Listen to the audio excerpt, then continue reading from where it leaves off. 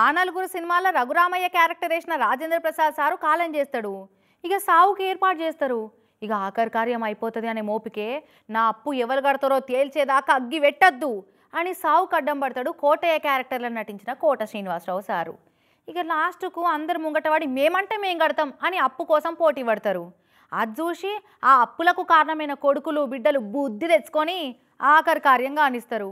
అయితే ఆ సినిమాలో చూపించినట్టే జరిగిందోళ్ళ గా యాదాద్రి జిల్లాలో ఒక ఊర్లే గంట కాదు 2 గంటలు కాదు ఒక్కరోజు కాదు ఏం కాదు 3 రోజుల పాటు ఒక పెద్ద మనిషి సావుకు అడ్డం పడ్డారట.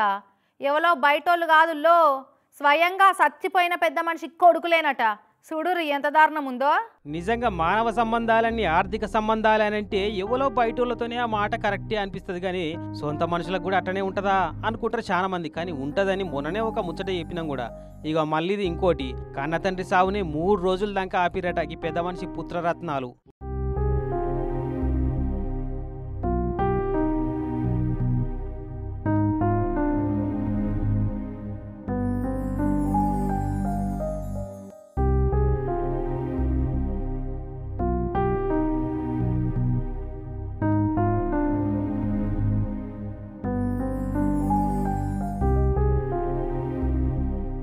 యాదాద్రి జిల్లా మోత్కూరు మండలం సదర్శాపురంలో ఉండే ఆలకుంట్ల బాలయ్య అనట ఆయన కాలం చేసినట మొన్న 4 రోజుల కిందట.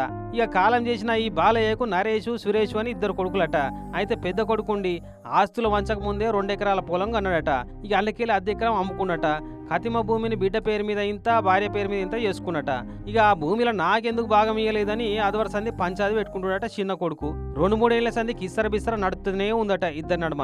ఇక మొన్న 21వ తారీఖు నాడు బాలయ్య పానం బాగలేక కాలం చేస్తే చుట్టాలు పక్కాలకు చెప్పి తెల్లారి సాగు చేద్దామని తయారైతే వద్దంటే వద్దని అడ్డం పడేట కొడుకు సురేషు. అరే అట్లా కాదు బిడ్డ, మొదలైతే సాగు కాని ఇర్రా, ఏమనుంటే వెనక సీరు మాట్లాడుకుందామని చుట్టాలు ఊళ్ళే పెద్ద మనుషులు నచ్చ చెప్పినా ఇంటలేరట.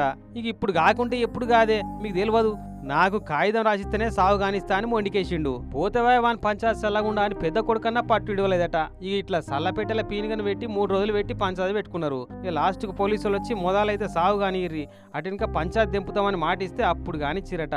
నీ ఆశ పాడుగాను బయట అప్పులోలన్నా ఇంత మంకుపట్టు పట్టకపోవునేమో గాని 2 కొడుకులు కూడి 3 రోజులు సాగు నాపిరంటే కిసొంటి కొడుకులను కన్నానా నేను అని బాలయ్య ఆత్మ ఎంత ఘోషిస్తుందో ఏం పాడో. ఇక ఇట్లా చేస్తే మీ అయ్య దినాలకు పిట్ట ముడతా అదిరా అని ఊరోళ్ళు కూడా గట్టిగానే అరుచుకుంటున్నారట.